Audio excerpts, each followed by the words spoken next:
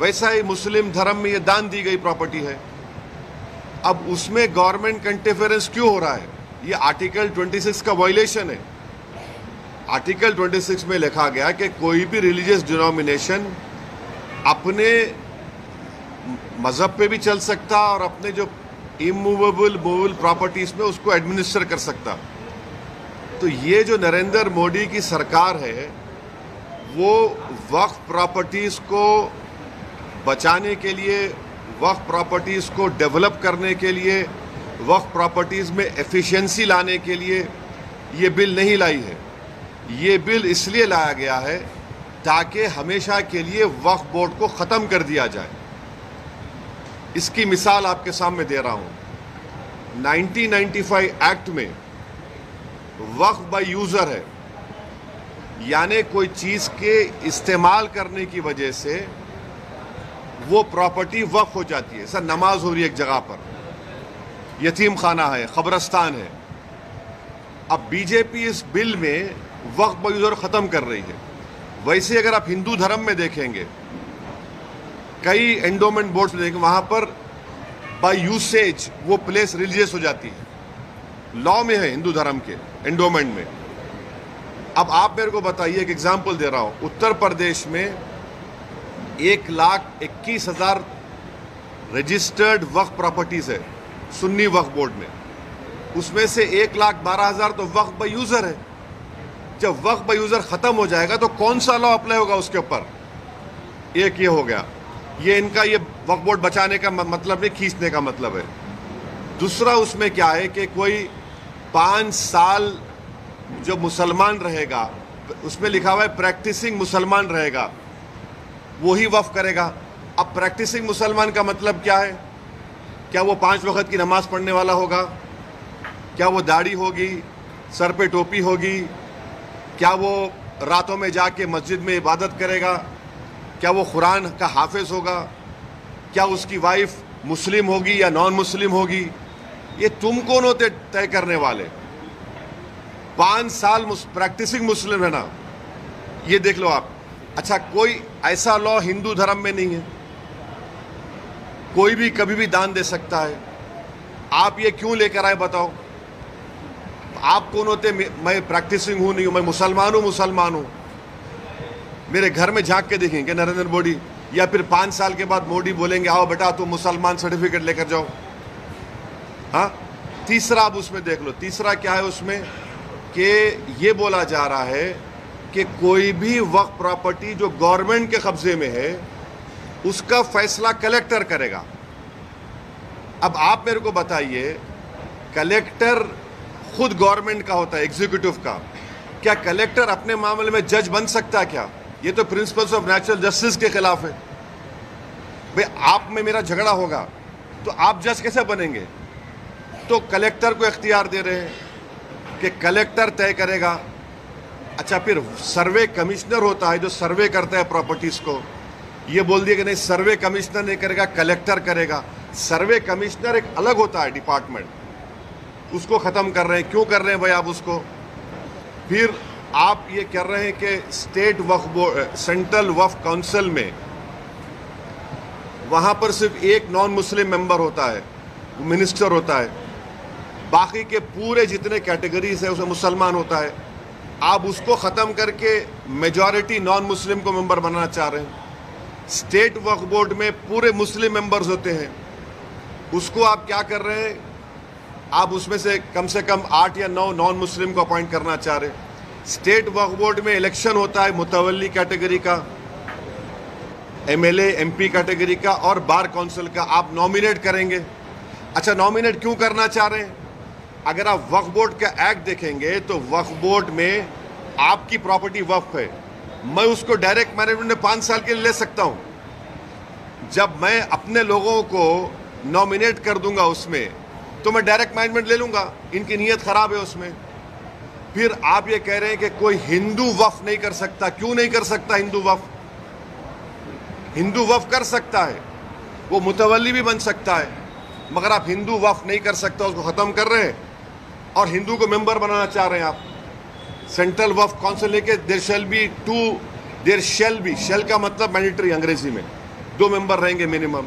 फिर ये झूठा प्रोपेगेंडा बीजेपी की कि हम महिलाओं को बना रहे हैं, वो पढ़ते नहीं है। ऑलरेडी महिला का प्रोविजन है। क्या प्रोविजन है? अब ये बोल रहे कि 2 बनाएंगे।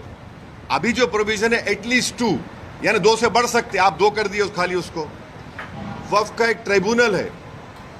अब ट्राइब्यूनल में झूठा प्रोपेगेंडा करते हैं कि ये इसका डिसीजन फाइनल होता है। भाई एनजीटी ट्राइब्यूनल है, इनकम टैक्स का ट्राइब्यूनल है, रेलवे क्लेमेंट्स ट्राइब्यूनल है, ऐसे 14 ट्राइब्यूनल है जिनका डिसीजन फाइनल होता है। अपील नहीं कर सकते। भाई ट्राइब्यूनल के जजमेंट के बाद हाई कोर्ट में रिव्यू पिटीशन डाला जाता है। अपील करने से तो लाखों केस कोर्ट में है, और रिव्यू पिटीशन में हाई कोर्ट पूरा रिकॉर्ड मंगा सकता है। तो ये वक्फ के फेवर में नहीं है। फिर इसमें आपने एक कानून लेकर आए। अभी कानून क्या है कि अगर कोई वक्फ की जायदाद को चोरी से बेचता है, उसको 2 साल का रिगरस इम्प्रिजनमेंट, नॉन बेलेबल। अभी मोदी जी के दिमाग में ख्याल आया, क्या ख्याल आया कि तू वक्फ बोर्ड की जायदाद को बेच दे। मोदी है तो मुमकिन है, क्या मुमकिन है कि तेरे को 2 साल नहीं, सिंपल इम्प्रिजनमेंट, तेरे को बेलेबल हो जाएगा। तो वक्फ के मफाद में क्या हो रहा है? ट्राइब्यूनल है वक्फ का ट्राइब्यूनल, उसमें एक डिस्ट्रिक्ट जज सीजे अपॉइंट करते हैं हाई कोर्ट के, एक इस्लामिक नॉलेज का जानकार और एक एमिनेंट पर्सन। अब आप क्या करते हैं? रिटायर्ड डिस्ट्रिक्ट जज, रिटायर्ड गवर्नमेंट एम्प्लॉय, कैसे होगा? फिर अगर आपकी कोई वक्फ की प्रॉपर्टी है, मैं जाके कंप्लेन करता हूं कि ये वक्फ नहीं है, तो collector will order an inquiry. अच्छा, पेंडिंग इंक्वायरी और प्रॉपर्टी विल नॉट बी वक्फ की एक्ट में बोल रहे, बिल में बोल रहे, and there is no time limit for that inquiry, and the collector will do the inquiry as he deems fit. इसका क्या मतलब? यानी आपके प्रॉपर्टी को मैं कंप्लेन कर दिया कि वक्फ नहीं है, तो कलेक्टर साहब 10 साल ले लेंगे, तब भी वक्फ नहीं रहेगा, वो अपने कंट्रोल में, उनके कंट्रोल में आ जाएगा। तो ऑल इन ऑल अगर आप देखेंगे, इस बिल में वक्फ प्रॉपर्टीज के एफिशिएंसी के लिए नहीं बनाया गया है, ये वक्फ प्रॉपर्टी को ख़त्म करने के लिए बनाया गया है। अब हिंदू मेंबर्स को या नॉन मुस्लिम मेंबर्स को अपॉइंट कर रहे हैं। भाई आप उत्तर प्रदेश में जाइए, उत्तर प्रदेश में जो काशी बोर्ड है, वहाँ पर तो क्लियर लिखा हुआ है कि he has to be Hindu. अगर वो हिंदू धर्म छोड़ेगा तो मेंबरशिप चले जाएगी। फिर आप देख लीजिए जाकर, आप ये जो आपका तमिलनाडु का एक्ट है, तेलंगाना का एंडोमेंट एक्ट है, आंध्रा का है, उड़ीसा का है, इसमें सब लिखा गया कि only Hindu will become the member. अच्छा, हिंदू की परिभाषा क्या है संविधान में? हिंदू, सिख, बौद्ध और जैन, मगर इन मंदिरों में सिर्फ हिंदू बनेगा मेंबर। अब मिसाल के तौर पर मुंबई में ट्रस्ट में है आपका कौन सा मंदिर है? सिद्धि विनायक है। गुजरात में सोमनाथ की मंदिर, वो भी ट्रस्ट में आता। वहां पर आप किसको बनाते मेंबर? आप एक बात समझिए, तिरुपति के प्रसाद में घी में एनिमल फैट आया तो एतराज हो रहा है, बिल्कुल सही है, नहीं होना चाहिए अगर हुआ तो, मगर आप हमारे धर्म के संस्थानों में आप कैसे नॉन मुस्लिम को बनाएंगे? प्रसाद में आप बोल रहे कि एनिमल फैट आ गया तो गलत है, बोलो, हम भी मानते गलत है, नहीं आना चाहिए, उनकी आस्था है। मगर यहाँ पर हमारी आस्था, हमारे धर्म में, ये तो वक्फ बोर्ड तो मुस्लिम धर्म का हिस्सा है। तो इसलिए ये जो बिल मोदी लाए हैं, उनकी सरकार लाई है, वो वक्फ प्रॉपर्टीज को छीनना चाह रहे। अच्छा, अभी हाजी मलंग की दरगाह है, एकनाथ शिंदे का स्टेटमेंट है कि दरगाह नहीं, हम नहीं मानते। अब ये कानून बनेगा तो कलेक्टर साहब के पास जाएंगे, कोई कलेक्टर बोलेगा नहीं नहीं ये दरगाह नहीं है, ये तो कुछ और है, या इंक्वायरी ऑर्डर कर देगा। ये कैसे होगा बताइए आप? अच्छा, एक मिनट ठहरिए, इसमें एएसआई के प्रोटेक्टेड मॉन्यूमेंट्स भी है। एएसआई चाहता है कि पूरा निकाल दिया जाए वक्फ बोर्ड से। एएसआई का सेक्शन 16(1) पढ़िए आप, वो ये बोलता है कि the religious character of any protected monument can never be changed. तो ये इसीलिए हम कह रहे हैं कि ये वक्फ बिल जो नरेंद्र मोदी लाए हैं, वो वक्फ की प्रॉपर्टीज को बचाने के लिए नहीं, वक्फ के प्रॉपर्टीज को एफिशिएंट बनाने के लिए नहीं। अच्छा, जो वक्फ बोर्ड को मुतवल्ली 7% देते थे अपने इनकम का, उसको आप 5% कर दिए। ये कौन सा वक्फ के मफाद में काम कर रहे बताओ आप? तो इसीलिए ये सब एक मुसलमानों से उनकी मस्जिदों को छीनना चाहते हैं, दरगाहों को छीनना चाहते हैं, कब्रस्तानों को छीनना चाहते हैं, इसलिए इस बिल को लाए हैं लोग। एक के बाद एक के बाद मैं कहीं नहीं जा रहा हूँ, भाग नहीं रहा हूँ मैं। बोलिए आप।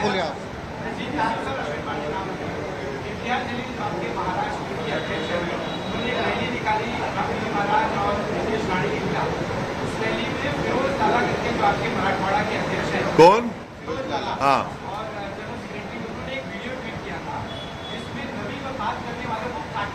देखो मेरे भाई, सुनो एक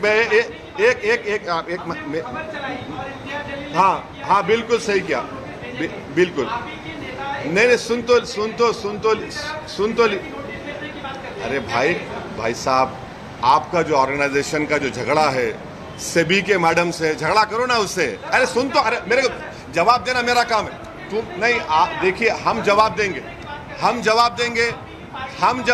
आप जवाब नहीं देंगे। आप सवाल कर लिए, सुनो अभी आप जैसा चाह रहे नहीं दूंगा मैं।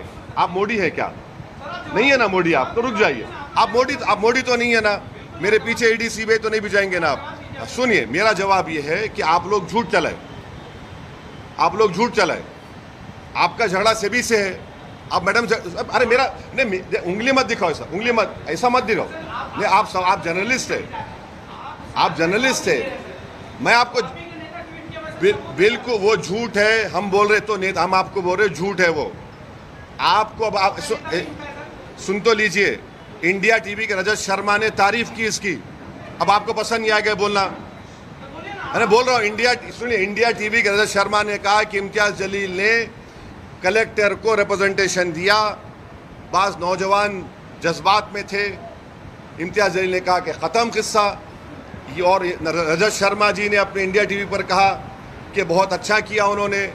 ये क्या, आप तो तारीफ भी करो। इतना बड़ा मजमा आया महाराष्ट्र की तारीख में, ये सबसे बड़ा मुसलमानों का प्रोटेस्ट था।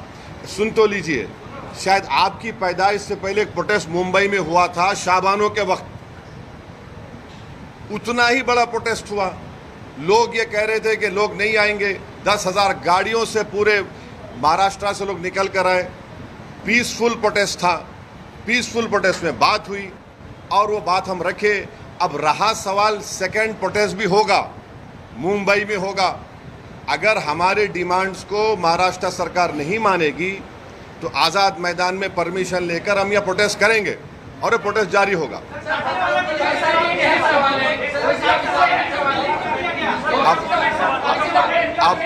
अब आप लोग डिसाइड कर लो, आप बैठ जाइए। आपको अपने क्या उनको डिसाइड कर, आप कहीं बीच में उठे, अब ठहरो ना।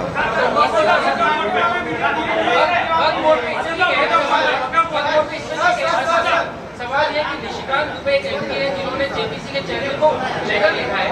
निशिकांत दुबे बीजेपी के सांसद ने एक लेटर लिखा है जेपीसी के चेयरमैन को, कहा है कि 125 करोड़ जो ईमेल आए हैं वक्फ बोर्ड को लेके, इसके ज्योग्राफिकल ओरिजिनलिटी पे जांच की जानी चाहिए। इसके पीछे विदेशी ताकत या जाकिर नाइक जैसे लोग शामिल हो सकते हैं कि 125 करोड़ जो जेपीसी को सुनिए, मैंने इनिशियल रिमार्क्स में अपने कहा कि ये जेपीसी नहीं है, ये जॉइंट वर्किंग कमेटी ऑन वक्फ है। Joint working committee on Waqf amendment bill में जो भी होता है, जो भी निर्णय होगा, वो हम पब्लिकली नहीं बोल सकते। वो हम पार्लियामेंट रूल्स प्रोहिबिट करते। वो अंदर जो भी होगा वो चेयरमैन साहब और मेंबर्स डिसाइड करेंगे। वो लिखे हैं तो ये देखिए, मैं आपको बता रहा हूँ, पार्लियामेंट की स्टैंडिंग कमेटी हो, पार्लियामेंट की सेलेक्ट कमेटी हो, पार्लियामेंट की जॉइंट पार्लियामेंट्री कमेटी हो, पार्लियामेंट की जॉइंट वर्किंग कमेटी हो, पार्लियामेंट की बिजनेस एडवाइजरी कमेटी हो, इन तमाम कमेटीज में जो भी अंदर जो होता है वो हम नहीं बोल सकते। आप मेरे को चाह रहे हैं कि कोई लेटर लिखा चेयरमैन को, वो कमेटी का हिस्सा हो गया। अभी हम उसको कमेटी में बात करेंगे या नहीं करेंगे, वो कमेटी का चेयरमैन तय करेगा, हम तय करेंगे। सरकार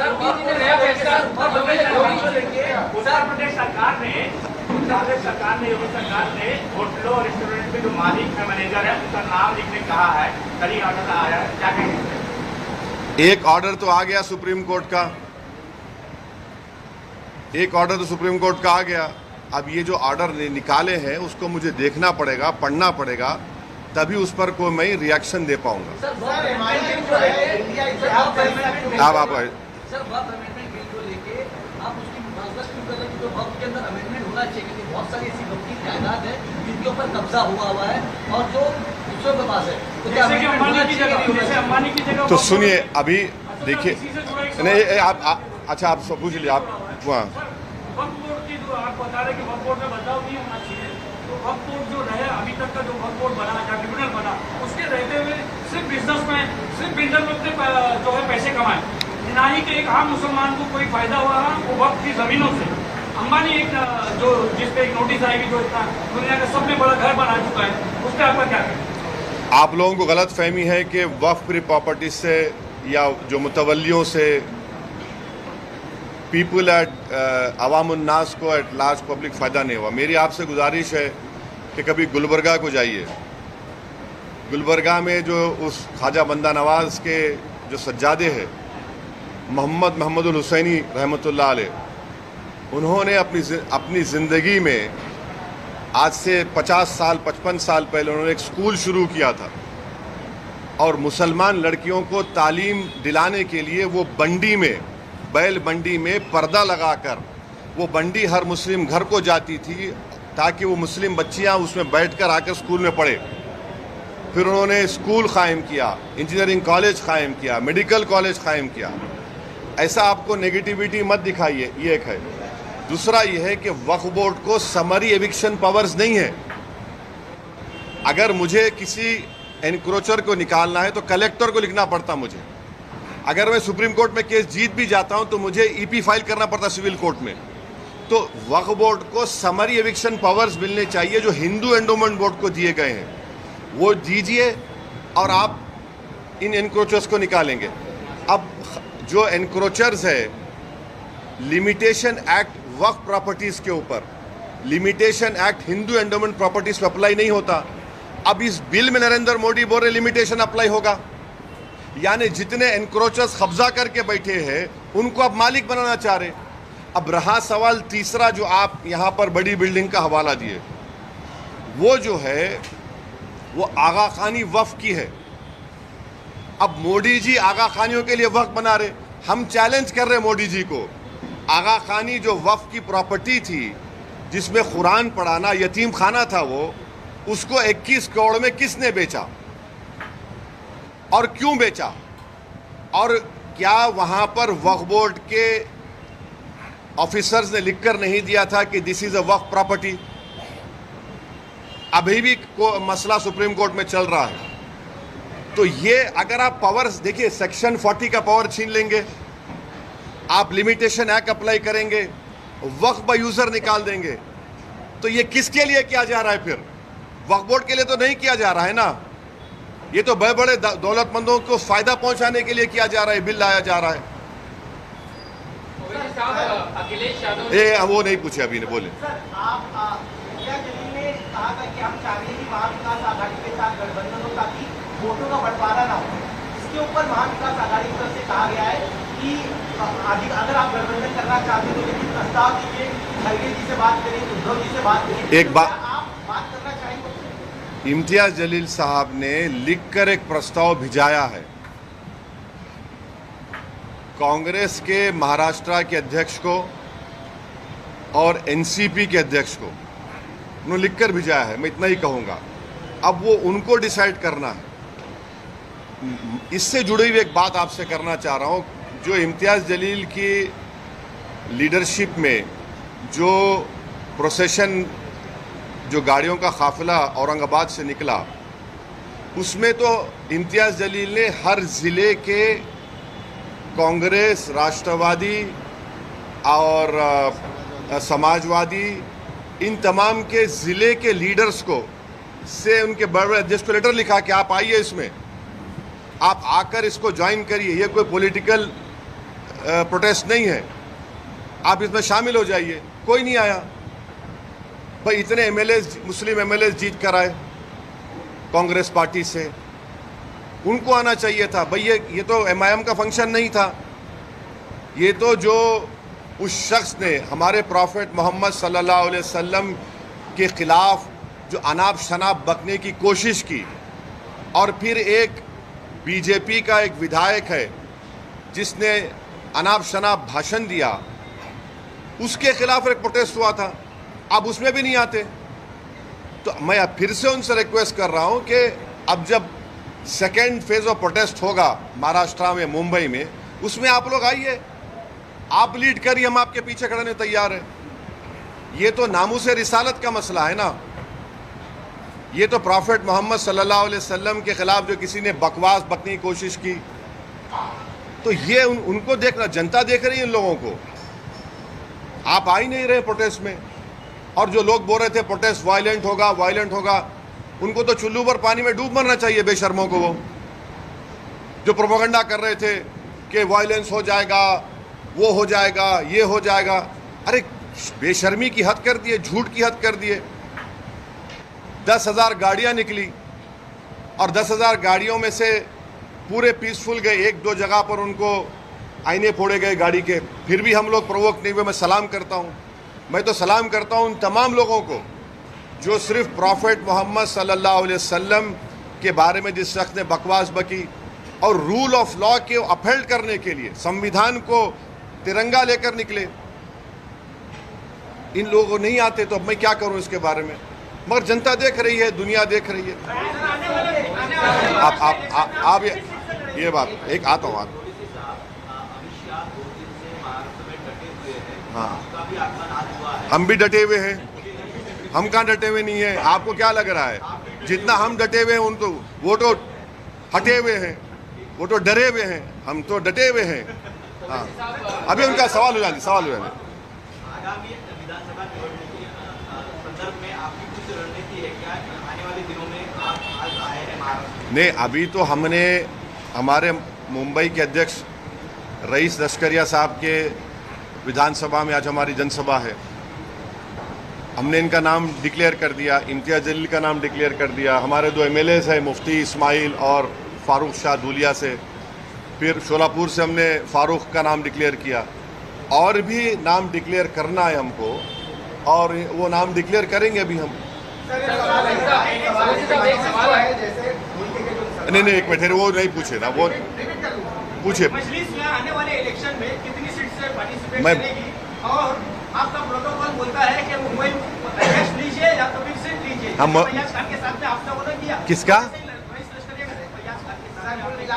वही सवाल था कि मजलिस जो है मुसलमानों को मुत्तहिद करने की बात करती है, और ग्राउंड लेवल पे ऐसा नहीं लगता है कि आपसे और ग्राउंड लेवल पे जो तालमेल है वो है। मिसाल के तौर पे हारिस पठान को लेकर जो है आपके खुद के मुंबई में नाराजगियाँ बहुत ज़्यादा है। हाँ। पिछले कुछ 15-20 दिन पहले कुछ ऑफिस में भी जो है इस तरह की नाज़िम अल्फाज का इस्तेमाल किया गया था। तो मैं जानना चाहता हूँ कि वजह क्या है कि आपका ग्राउंड आपके घर में नाराजगी नहीं है? एक मिनट ठहरी। अच्छा, तुम्हारे घर में नाराजगी नहीं है तुम्हारे खिलाफ? भाई, अरे तुम बोलने तो दो ना, तो तुम आके बैठ जाओ, तो मैं उधर आता हूँ। आ जाओ इधर।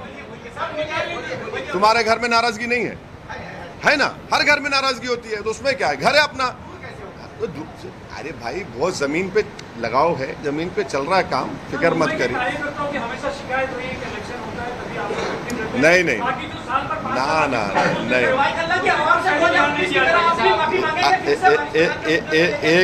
एक मिनट। अब मुंबई में कई मरतबा आता हूँ, कई मरतबा अपने कार्यकर्ता से मिलता हूँ, आप लोगों से बच के निकल जाता हूँ। इसका यह मतलब तो नहीं है कि हम नहीं मिल रहे हैं, आते हैं, मिल रहे हैं, काम हो रहा है। यकीनन इस बात का मैं इकरार कर रहा हूँ कि there is always a room for improvement. हम इम्प्रूवमेंट करेंगे और अच्छा करेंगे, मगर ये बोलना कि बिल्कुल ही नहीं, ऐसा नहीं है। ओवैसी साहब, एक सवाल ये जानना चाहता हूँ कि अखिलेश यादव ने ये आरोप लगाया है कि उत्तर प्रदेश में बाई इलेक्शन होने वाले हैं, उससे ठीक पहले योगी गवर्नमेंट वोटर्स लिस्ट में से मुसलमानों के नाम काट रही है। एक ये सवाल, और दूसरा सवाल जम्मू कश्मीर चुनाव में लेना चाहता हूँ, जिसमें बीजेपी पहले एक सवाल हो जान दीजिए। नहीं, मैं नहीं, कहाँ भाग रहा हूँ मैं? अखिलेश यादव वाला से पहले नहीं, अगर नाम काट रहे हैं तो नाम दलाइए ना। आप डेट ऑफ पोलिंग आने तक नाम दला सकते हैं, आप नाम दलवाइए। आप रो क्यों रहे हैं? आप नाम दलवाइए। अगर आपके नाम का बीजेपी नाम डाल रही है डिलीशन का, तो आप डालिए उनका नाम। कौन रोक रहा है आपको? आप डालिए नाम और इलेक्शन कमीशन को रिप्रेजेंटेशन भिजाइए, मीडिया को दीजिए कि कहाँ पे कौन सी 10 विधानसभा में चुनाव हो रहा है बाई इलेक्शन का, कहाँ से नाम काट रहे हैं वो दे दीजिए। मीडिया को बोल दीजिए कि इस विधानसभा में इतने नाम काटे गए मुसलमानों के, मगर नाम डलवाइए आप और करिए वो। सर मजलिस अब वो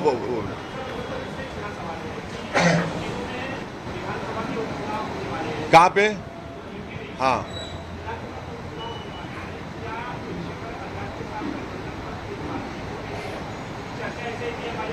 नहीं, इस सवाल का जवाब जो है हमारे उत्तर प्रदेश के अध्यक्ष जनाब शौकत अली साहब आपको देंगे। सर एक सवाल है, वो भाई नहीं पूछे, वो आप वो पीछे आपके जो है मेरे सवाल का जवाब ही नहीं मिला। नहीं, जवाब दे दिए अब।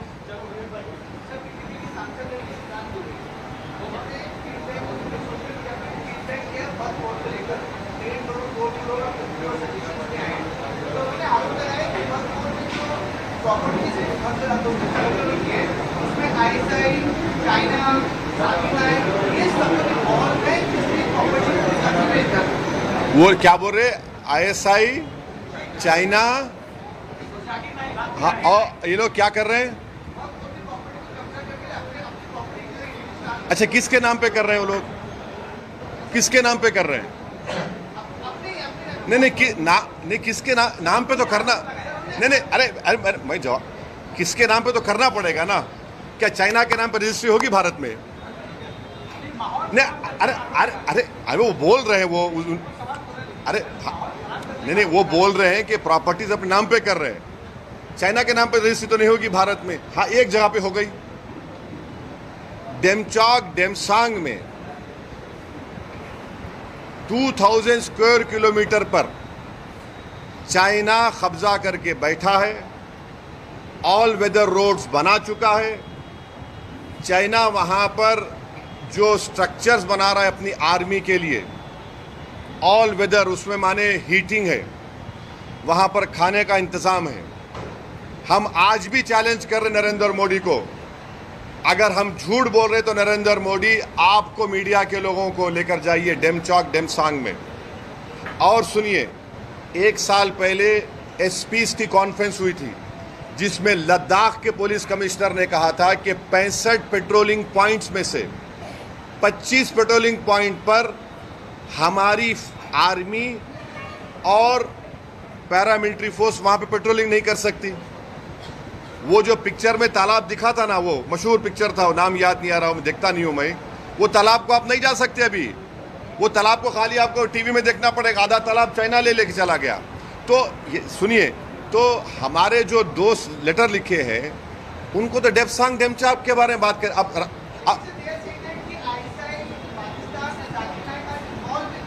हाँ, तो उनका इन्वॉल्व है तो देते प्रूफ, देते बराबर। अगर कोई इन्वॉल्व, चाइना इन्वॉल्व है तो हम तो बोलेंगे पहले चाइना को डेमसांग डेमचौक से निकाल कर उखाड़ कर फेंको।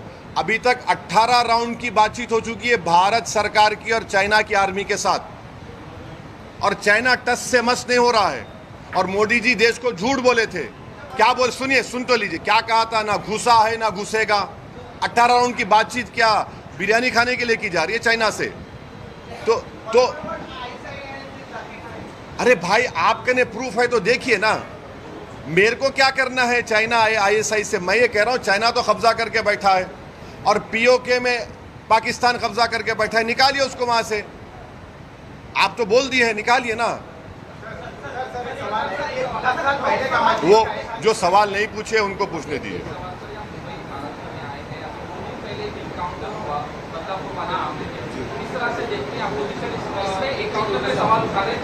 इसको एक चीज जोड़ना चाहूंगा, शहर में जगह जगह पर पोस्टर लगे हैं, देवेंद्र फडणवीस की तस्वीर लगी है और लिखा गया है बदला पूरा, बदला पूरा हो गया, इस तरह के पोस्टर भी लगे। तो इस पोस्टर से शुरू करते हैं। अब वो बोल रहे हैं, सुन तो लीजिए ना, बदला पूरा हो गया। तो सरकार इस बात को मान रही है कि कोर्ट से सजा नहीं दिलाएंगे, ऑनरेबल जज साहब सजा नहीं देंगे, हम बदला लेंगे। देखिए, ये जो बदला लेते हैं ना, ये जो लोग बदला लेने वाले होते हैं, ये गैंगस्टर माफिया होते हैं। संविधान में इंसाफ होता है, जस्टिस होता है, और कोर्ट के जरिए से उस खाती को जब सजा दी जाती है तो बदला नहीं होता, वो जस्टिस होता है। तो बदले और जस्टिस में फर्क है।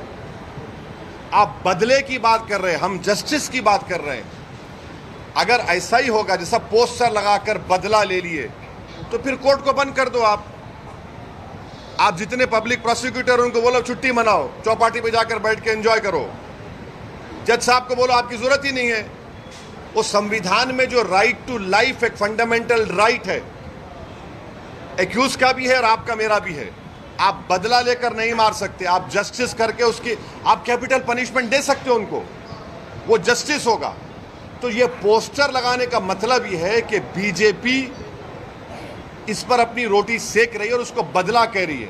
हम जस्टिस का मुतालबा कर रहे हैं। सर, आपने जस्टिस की बात की, जो अखिलेश अक्षय शिंदे उनके माँ बाप आज हाईकोर्ट में गए, कहा कि जो इनकाउंटर हुआ है गलत हुआ है। भाई ख्वाजा यूनुस याद है आपको? ख्वाजा यूनुस किसी को याद है? घाटकोपर में ख्वाजा यूनुस का क्या हुआ? अभी तक सब गूंगे बन के बैठे हैं। आज भी ख्वाजा यूनुस का परिवार पूछ रहा है कि भाई जिंदा है तो बताओ, मर गया तो कम से कम खबर बताओ। ख्वाजा यूनुस का क्या हुआ बताइए आप। हमने इसी मुंबई में पाकिस्तान से टेररिस्ट आए थे, वो जालिम आतंकवादी, वीटी स्टेशन पर खून की होली खेली गई, बड़े बड़े 5 स्टार होटल में मारा गया। हमने कसब को पकड़ा था और उस कसब को पकड़ने में मुंबई पुलिस के एक बड़ा कांस्टेबल ने अपनी जान की अजीम कुर्बानी दी। हेमंत करकरे की मौत हुई और 2 IPS की मौत हुई। हमने, हमारे सिस्टम ने उस जालिम को गोली नहीं मारी, कसब को जेल में रखा, केस चलाया, कोर्ट ने उसको फांसी की सजा दी, और जब वो मर गया तो मुंबई के मुसलमानों ने कहा कि हमारे कब्रिस्तान में मत दफनाओ उसको, वो नापाक है, उसको ले जाकर जेल में दफनाया गया। ये जस्टिस है। बदला और जस्टिस में फर्क ये है। वैसे साहब, हाल ही में जब भिवंडी में दंगे हुए तो वहाँ पर कुछ लोगों ने ये आरोप लगाया कि मस्जिद के सामने जय श्री राम के नारे लगाए गए, इससे जो पब्लिक भड़क गई और हालात बिगड़ गए। तो क्या ये जय श्री राम के नारे लगाना गलत है? और दूसरा ये कि जो गणपति की मूर्ति पे जो लोग पत्थर फेंकते हैं, क्या वो सच्चा मुसलमान हो सकता है? देखिए, कोई भी सच्चा या पक्का या झूठा ये आप और मैं तय करने वाले नहीं हैं, समझे ना। जो सबसे पहले अच्छा इंसान होना पड़ेगा, तभी वो अच्छा मुसलमान, अच्छा हिंदू होगा। अगर आप अच्छे इंसान नहीं हैं तो आप में ना अच्छे और बुरे की तमीज़ पैदा होगी। और अगर आप जब रिलीजियस प्रोसेशन निकाल रहे हैं तो आपका रिलीजियस प्रोसेशन आपको इस बात की इजाज़त नहीं देता कि आप किसी के भी रिलीजियस प्लेस के ऊपर कुछ गड़बड़ करें। और अगर कोई गड़बड़ करता है तो कानून को अपना काम करना चाहिए। ये हमारा मानना है। रूल ऑफ लॉ प्रिवेल होना चाहिए। कोई देखिए, एक बात सुनिए, 6 दिसंबर को कौन से पत्थर फेंके गए थे? सुनिए, आपको सुनना पड़ेगा। नहीं, आपको सुनना पड़ेगा। 6 दिसंबर को कौन सा पत्थर फेंका गया था? नहीं, 6 दिसंबर को बाबरी मस्जिद को पत्थर फेंका गया था। नहीं, 6 दिसंबर को पत्थर फेंका गया था। 6 दिसंबर को पत्थर फेंका गया, जिसने मस्जिद तोड़ दी आपने। छोड़ दीजिए। नहीं, आप मेरे मुंह में अल्फाज डाल के अपनी सुनिए, सुन तो लीजिए। आप अपनी TRP रेटिंग देखना। एक मिनट ठहरो। आप 6 दिसंबर को खंडन करेंगे?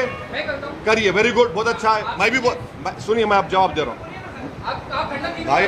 देखिए, सुन तो लीजिए। आप ऐसा करेंगे, अगर आप मन बना के आए हैं कि मेरी TRP बढ़ जाएगी ZTV की और ET की, तो नहीं होगा। आप सुनिए, आप सुनना पड़ेगा, या नहीं सुनेंगे तो मैं खामोश बैठ जाता हूँ। आप इतना देखिए, मेरे को अंदाजा है कि मोदी जी के बारे में इतना बोला हूँ, आपको तकलीफ हो रही है अंदर से, मगर मैं ये कह रहा हूँ कि कानून का उल्लंघन नहीं होना चाहिए, किसी की तरफ से हो। और कानून का उल्लंघन होता है तो पुलिस एक्शन लेगी। आजकल तो CCTV आ गया ना, CCTV में सब निकलता है। वो तो BNS में वो उसको एक्सेप्ट भी हो रहा है। अगर कोई भी कानून का उल्लंघन कर